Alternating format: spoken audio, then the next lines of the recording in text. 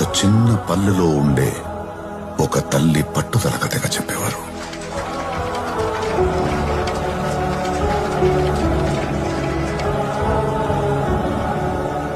ఎలా చావాలన్నది తానే రాసుకున్నాడో, కాని వాడెలా బ్రతికాడన్నది నేను రాస్తా. నీళ్ల నుండి నిప్పు పుట్టిన చరిత్ర లేదు, కాని ఈ తల్లి కన్నీటి నుండి నిప్పు పుట్టింది.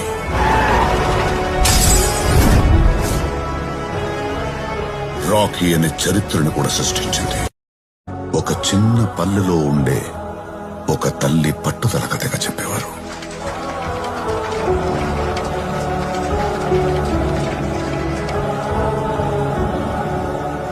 ఎలా చావాలన్నది తానే రాసుకున్నాడో, కాని వాడెలా బ్రతికాడన్నది నేను రాస్తా. నీళ్ల నుండి నిప్పు పుట్టిన చరిత్ర లేదు, కాని ఈ తల్లి కన్నీటి నుండి నిప్పు పుట్టింది.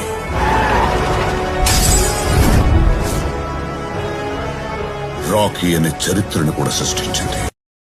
ఒక చిన్న పల్లెలో ఉండే ఒక తల్లి పట్టుదల కథగా చెప్పేవారు.